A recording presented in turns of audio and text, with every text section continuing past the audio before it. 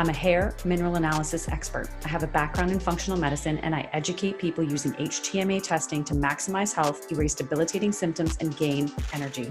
I'm a multi-time Kettlebell Sport world champion, and I'm constantly searching for high-performance pros from all over the world to bring you this human optimization podcast. My name is Lisa Patel-Killa. Hi there, everybody, and welcome to a brand new episode of the Human Optimization Podcast. And I am super excited to have here with us today, Lorna Kleidman. Let me introduce her and what an amazing story she has to share. Lorna is a 5-time world champion, author, and personal trainer with a bachelor's in exercise science, but her greatest triumph is not visible to the eye. Her journey was shaped by relentless hunger to experience her full potential, guiding her to the highest ranks in Kettlebell Sport. She also brings a personal, results-oriented approach to her clientele.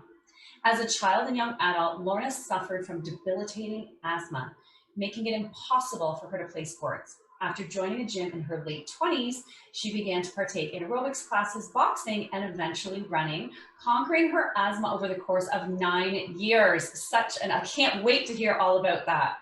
And Lorna also created KettleX Fitness for high cardio workouts, which can be done at home. And she's going to tell us all about that today, because I know many of you are going to be working out at home because we all have home gyms now with COVID, right?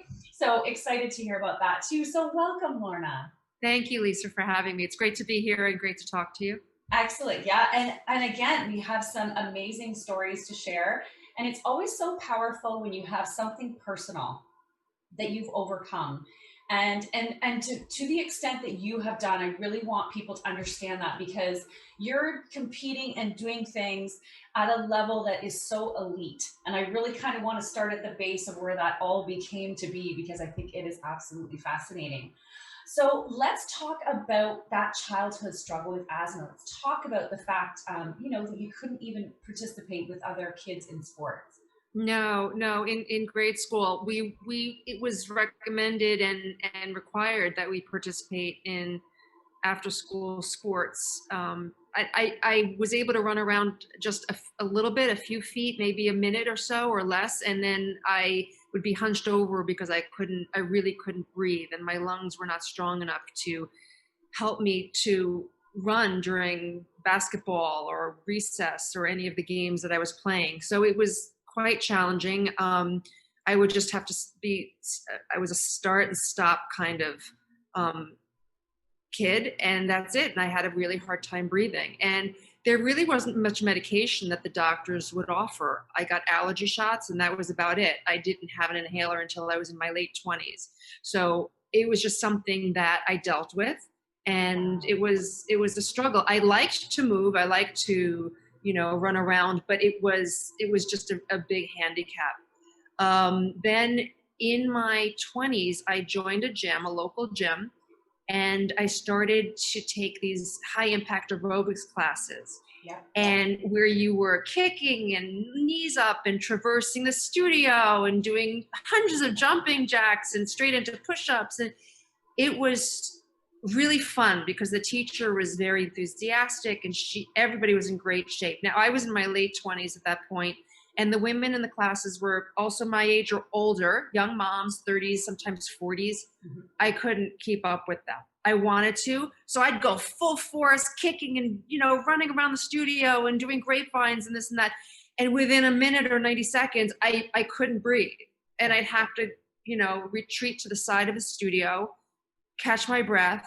And then when I felt I was ready to resume, I'd resume. So it was just always start, stop, start, stop. And it took about a year for me taking that class. It took it about 3 or 4 times a week because it was so much fun. Yeah. And I loved the camaraderie of the people in the class. I loved the teacher. I loved the music. I loved the whole experience. But it took me almost a year before I could get through the entire hour without stopping. And it was quite difficult. Then I got into step classes and boxing classes and jogging outside. And each day was just, what can I do? What else can I do today? Can I jog an extra quarter mile? Even if I have to stop every once in a while, can I do a little more? Or, what does it feel like to, try this class or that class? And I realized I really enjoy things that involve technique. So that could be boxing, you know, how do you do this punch correctly, or archery, or even like tennis, things like that. With the exception of golf, I tried golf. I didn't really take to it, but most everything else, if it involves Yeah. some kind of technique, I really like it.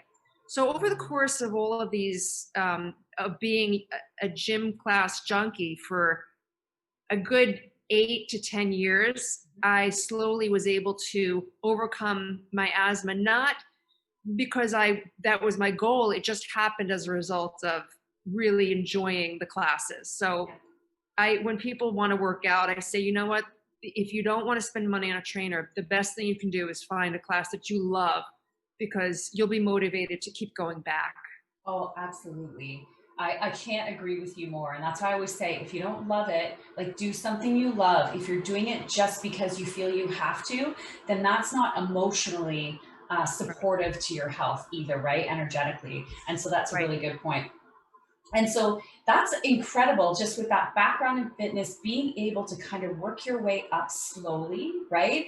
And really taking that mindset of just really enjoying it, and then getting an outcome that was something that was very positive. Right. Yeah. Right. Yeah. And so let's talk about getting started in kettlebells. Like, when did all that sort of happen in the midst of this changeover? Well, it was really a wonderful occurrence that I moved to Florida for a couple of years with my husband when we first got married. And in Florida, the first thing I did was, actually, before I moved, I was researching classes, because I didn't want to miss a day of my 2-hour workout. Yeah. So before I sold my massage therapy practice, before I sold my apartment, sold my car, I was researching fitness classes. So I couldn't really find anything that I loved down there that was on the caliber of what I was doing in New York at the time. So I found it. I was introduced to a trainer. I heard he was really good. I said, "Can I work with you a couple times a week?" He said, "Sure." Well, he introduced me to Kettlebell Fitness. Now, this gentleman, this trainer, was the co-founder and educational developer for Kettlebell Concepts. And I was fortunate enough to train with him for 2 years. So I learned a lot about kettlebell fitness, kettlebells, what makes them different. And then he found out about kettlebell sport competitions. And he said, I think I think you'd like it. I think you might do well at this. And he introduced me to a man who became my first coach, and he was based in San Diego. So I went out to see this coach. I did a weekend intensive with him, and the coach said, he said, "I'm hosting a competition here in San Diego in 8 months. It's an international competition with IKSFA, the old IKSFA, which is now WKSFA. He said, I think you do well with the 16 kg snatch." At that time, women only did snatch. They weren't doing long cycle or jerk. Yeah. So this is way back, right? So I said, "Well, if you think I'll do well, I'll work hard and I'll try." So he trained me remotely. I went back to New York, and then I did the 16 kg snatch. I got gold in my in my age category, and silver in my weight category. And as nervous and how tension ridden as it was, I enjoyed the experience, and I more so enjoyed the process of preparing for the competition. I really loved the process, and I said, "Okay, what's next? Let's see what else I can do." And that's how it all started. Wow. And I feel like so many of us are the same. We kind of fall apart, or someone introduces it, and then it's like, "Oh, I can't wait to get back on the platform. I didn't realize I'd love it this much." Yes, so that's exactly. excellent. Exactly. Yeah. And so 16 kg snatch, that's a big jump too for your first competition. Most people start out with a 12 or an 8 now, right? As women. So that's a hefty weight to use for your first competition too. So that is definitely quite an achievement. It was. Well, the coach I was working with I don't even think there was an option back then for a lighter weight. Women it was very limited. Yeah, women were just doing snatch and just 16. But since 2007, I mean, look at how far we've come. Absolutely. With, for example, Valery Fedorenko creating the little bit of a thinner handle, which was so great for women. and also introducing the 8 kg and the 12 kg kettlebells for women to start, and even men who are starting sometimes use the 12 kg. Yeah. So there were lots of implementations that were made that made kettlebell sport more attractive and less intimidating to start, and that was really groundbreaking. Yeah, and I think that's really attracted a lot of our new lifters today, and that makes me happy because I love the sport, obviously, and I just want to see it grow more and more across North America for sure. Obviously you do. Yeah. Yes, I know you do. I know And you so do. I want people to understand. So that was your first competition. And so let's just touch a teeny bit on, with regards to talking about that asthma, right? Kind of getting it under control over the course of those classes before you moved and got involved in sport. How did you find when you first started sport? Was there, I guess, transitional periods that you had with regards to breathing and things like that that you had to deal with?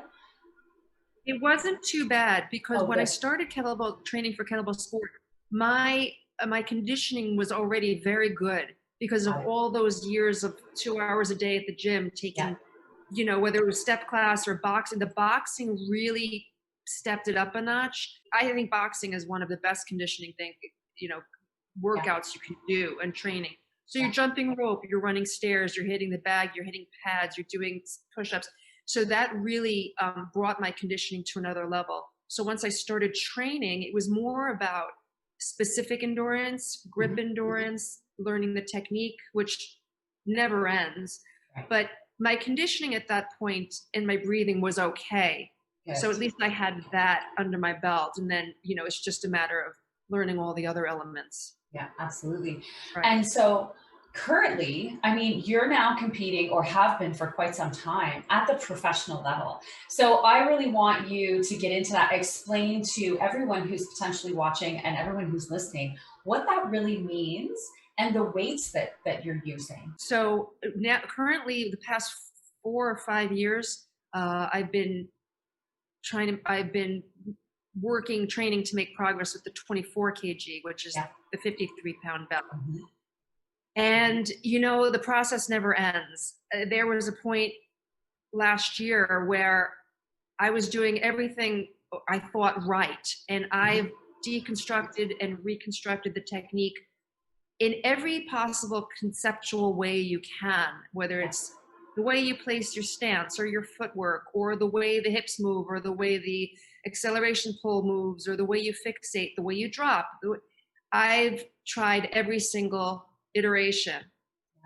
And there was just one time where there was one day when I said, you know what, it can't be this hard. There must be some things I'm doing wrong because I wasn't making progress. Yeah.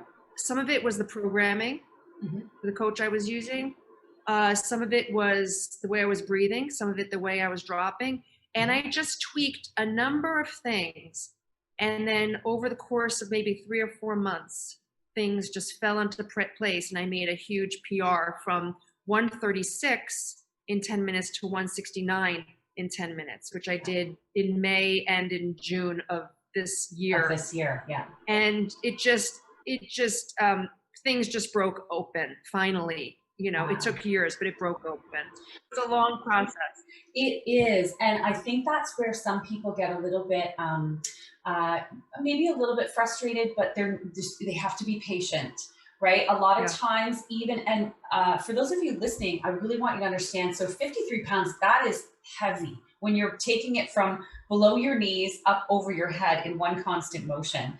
And so making even a 5-rep PR with that weight is one of those celebratory moments. That is that is a huge accomplishment. And yeah, it's just absolutely incredible. Thank you. Well, it's a tough process to figure out what works for the individual because you see these competitors, these great women or men on YouTube, and you think you're seeing what they're doing, but what your eye sees may not really be what they're doing. So even though we try to emulate their movements, it may not be the case that, we think we're seeing what we're seeing. So we need to, it's really about feeling what works for you. If it feels easy, if it feels like it's not pulling on the hand, if it feels you know, like you're not getting out of breath so soon as you used to, then you're on the right You're track. on the right track. Absolutely. Yeah. In the end, it's got to feel good. When it feels good, you're going to be able to go further. Yeah. If Yeah. it feels good. If I it feels agree. like torture, it's not going to work. Then stop, take a break, and Right. refocus. Yeah, I agree. You Right. have to go with how it feels, and take those cues, because sometimes our proprioception is a bit off too, where we think we're doing something. That's why I always say videos are important with students. Sometimes it's good to watch yourself on a video just to say, oh, I'm not quite leaning back as far as I really thought that I was. That's right. It's a That's big right. eye opener sometimes. Yeah. Very important to film Yeah. your sets, even film the warm up. Because Yeah. some days, if I have extra energy, for example, then I find some days I have extra energy, and I find on my warm up video, I look at it before I do my main set, and I'm pulling out of the backswing too early. That's not going to work. Yeah. And that's just a result of you know, having that extra cup of coffee, or I'm feeling good, and well, but it's not working with the technique. So even filming the warm up reps it gives you good information. It gives you good feedback. Yeah, absolutely. And so, I mean, you've achieved so much in this sport. And so tell me some of your greatest accomplishments so far. Share with us what those are. Some of your greatest moments. Um, well, Judy DeMuro, one of our team members here in the U.S., talked me into doing it's a extreme marathon with a 12 kg snatch. I think I was the first woman to ever do full snatch Oh my for gosh. 2 hours straight, a multi-switch, of course, multi-switch. Yeah. But I did this without too much training. It was one of the hardest things I've ever done. That was quite an accomplishment. I think I got something like 2,218 reps, which was a national record. But it was about an 18 rep per minute pace. Yeah. That was super hard, because I'm not, you know, that's just a ridiculous amount of time. But that was kind of fun in hindsight. Yeah. But one competition that I was training for long before this was in 2011, long before I was doing the 24 kg, was 270 reps with the 16 kg. That was one of my prouder accomplishments. Now, if you take that performance and put it in front of a judge today, they would probably say you're not fixating long enough, or you're not, you know, it was, you know, not by the standards of today's lifters and today's judges, but it wasn't bad. And I might have to do it again cleanly, though, like really cleanly. I'd like to see if I can do it again, but I'd really have to change. Yeah, I'd really have to train for that. Yeah. Because that's it's a fast pace. And then after that, I guess my latest with the 24 kg was pretty satisfying, because when I did that, it was in May and in the midst of COVID, but I was very relaxed. And that day I was just really calm, and I said to myself, just let it happen, see what you can do. I didn't really have a goal in mind. I just wanted to hopefully make a PR. Yeah. And I just let my body do its thing. And at the end, I was really surprised that it wasn't as grueling as other sets of lesser results have been. Wow. You were just ready. Right, to. Exactly. Yeah. And right. I think that's sometimes when, you know, we get into that mindset of, and this happens in all sports, right? We get in the mindset, oh, I'm just going to go through this, you know, and you kind of get that I always call it the Rocky face on, Yeah. right? But sometimes when we're doing sport, when we're trying to have that efficient energy and being able to breathe and focus, it's almost more like a dance rather than that kind of punchy energy, right? Exactly. It just happens. Yeah. Exactly. That punchy energy it works for short intervals, you know, shorter sets. Yeah. But to get to the platform and really make a long 10-minute set and do well, there's got to be a nice combination of the calm and the energy. But if you give too much energy, you defeat yourself. It's a really difficult balance. Yeah, it is for sure. And so let's touch on, because there's a lot more to kettlebell sport for sure, but in any physical activity, there's a lot more than just the physical. that's needed to be dialed in for you to be able to achieve what you have achieved, 5 world championships, multiple PRs and everything else, and progressing the way that you have. So let's talk a little bit about mental tenacity and the grit that's needed for those things to be able to happen. Yeah, it's a lot of mental. We're still always learning, all of us. I don't think that ever ends. No. Yeah. I find that besides visualization and trusting one's ability, I think it's important to just stay calm. And for me, if I don't focus on the result I want, I can stay calm and be in that good zone. If I'm thinking of a specific goal that I really am trying to achieve and that's in my head, then usually I'm not going to make it. So I need to push the result to the side and just let the event happen.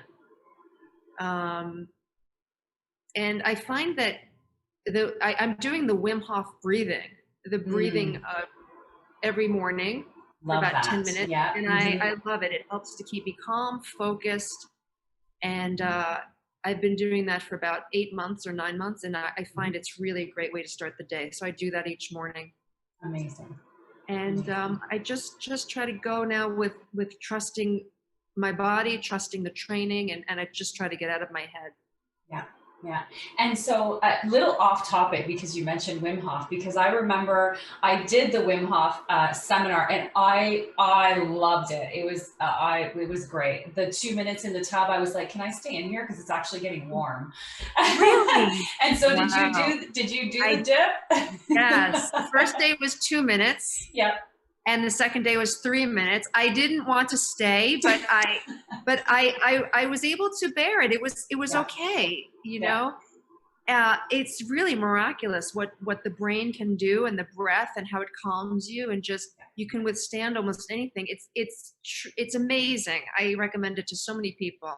Yeah, I agree. Really great. Agree. Yeah. And I think that's, even when we just touch on that a little bit with regards to the breathing and the way the body calms down when you're in that cold plunge, right?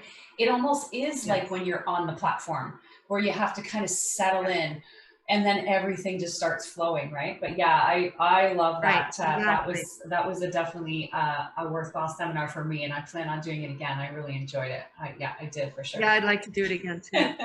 It's excellent. And so let's talk a little bit about, because I know people are going to be curious, just how you get ready for competition. So just with regards to maybe a little bit of nutrition, hydration, like what do you focus on when you're kind of getting ready to compete? What are some of the things that you do? The nutrition doesn't change. I basically go by the cues of what my body craves. I basically eat what I want, and that includes some sweets. Sometimes if I'm craving sweets, I replenish my glycogen with sweets. Or I've been eating a little bit more fat, and so I have mostly carbs and fat, good fats, and protein. But if I eat too much protein, it doesn't work well, and my kidneys my kidneys are overworked, and it shows high on my creatinine on my blood results. So I stopped eating so much protein, a little bit more fat, and I actually feel better. My energy is better, and I recover better with a little bit more fat than protein. I always take branched chain amino acids and collagen powder in my pre and post workout water. I feel a difference if I don't take that. I take it every day. And then, in the 2 weeks to 10 days before competition, I just try not to have any stressors in my life, or I'm not on social media much at all, because that can stress me out. Yes. And I think that can stress. That's a big stress for people, and they don't really realize it. Yeah. Big stress. So I stay off social media, and then I make sure I get plenty of sleep. As long as I'm well rested, I'll be okay. That's about it.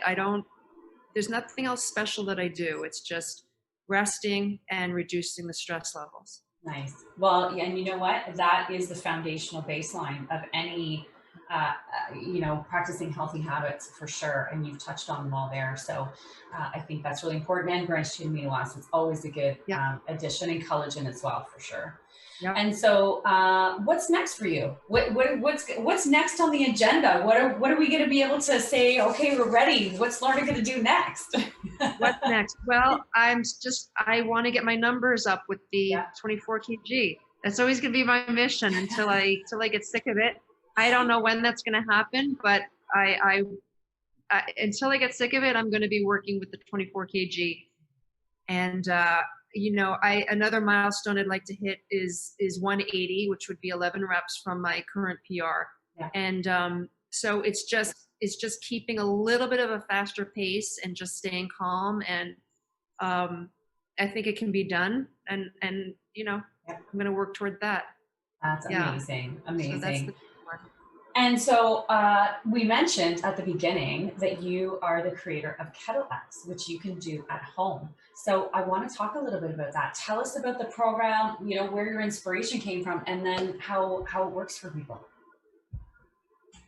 A lot of the movements and communication, the cues, the way I put together KettleX is based on how I learned kettlebell fitness. Okay. Lots of unique movements, a lot of movements that I created myself. And KettleX is, I have a DVD set and streaming on my website. There are 3 workouts, beginner, intermediate, and advanced. And each workout has its own tutorial in the beginning. So I break down all of the movements, how to do them, what is typically done incorrectly, how to correct it. And so you can reference the tutorials before you go into the actual workouts. The workouts are done with 2 bells, a 15 and a 25, typically for women, depending on their level. And usually I recommend a 20 or a 25 and a 35 for men. So you've got one light and one a little bit heavier. Mm-hmm. Some movements use the bells together. That is more in the advanced level, but in the beginner level, we'll use 1 bell at a time. So we've got, it's mainly high cardio, high rep movements. So it's not like Kettlebell Sport, but it's high cardio, fat burning, and it's a lot of fun. A lot of fun. Oh, amazing. And so how can people how can they get this? How can they find it? KettleX on Amazon, or go to lornafit.com, lornafit.com, and you can get the DVD, or if you're like most people and don't use DVDs anymore, you can get it streaming from my website. So you can get all 3 levels or just individual levels, and each of them have the tutorial. It was really fun to produce that and put it together, all the movements, all the, direction, and it was really a lot of fun to put that together. Oh, amazing. And you know what, again, as I mentioned, so key right now, where a lot of people, gyms in Ontario just closed for another month, right? It's something where you can stay active at home. Daily movement practice is so important for our mental health, just for our bodies. We're meant to move. So that's a great option for people. People getting in touch with you, let's say they want to do Kettlebell Sport or do coaching, give us some options. Tell them what you have available for them. Options, you can contact me through lornafit.com or on social media. Mm-hmm. So it's Facebook and Instagram that I'm most active on. Also, I have my videos on YouTube. And I am available to coach those who want to begin in Kettlebell Sport, to compete, or just learn the movements for conditioning or training for other sports.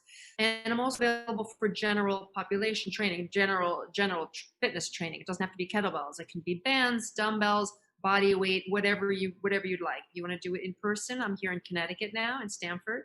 Or remotely is always easy, anywhere in the world. As a matter of fact, I have clients who moved from New York City to Mallorca, mm-hmm. and I see them their time morning, my time afternoon, and I train them 4 days a week. She's in her mid-50s, he's 83, and I see them every day, and I train them still, and I've been with them for 5 years, and they work out in their homes, and I work with them, and I love it. It's so wonderful. Wow. And you know what? That is the one thing with regards to being able to use things like Zoom, is we really can train anyone, anywhere, right? Is that you have the option to do that. And I think that's really, really powerful for people. And so I'll make sure that all of those links to contact you are in the bio. We're on Spotify, iHeartRadio, as well as Google Play and Apple Podcasts. And so, Laura, I wanted to thank you so much for sharing your story with us today. What an inspirational story. And just for those, if you are struggling with something, that is health related, don't give up, right? Focus, find something you love. And again, just making sure that you're moving every day, because our bodies are meant to move. And not for any result, just find something you love. Absolutely. Find what you love. And then it doesn't have to be anything results oriented, just dancing, whatever, just keep moving. Yeah, I agree. But daily movement is the key. So again, thanks for joining us, Lorna. Thank you to everybody for watching on YouTube or listening on your favorite podcast hosts. We are here every other week with a brand new episode of the Human Optimization Podcast, and we'll see you next time. Thanks for listening to today's show. Head over to lisapatelkiller.com to gain access to some amazing free resources that will help you gain energy, erase debilitating symptoms, and be the best version of you. Remember to give this podcast a like and follow me on social media at Lisa Patel Killer. I'm here every 2 weeks with a brand new episode of the Human Optimization Podcast. Until next time.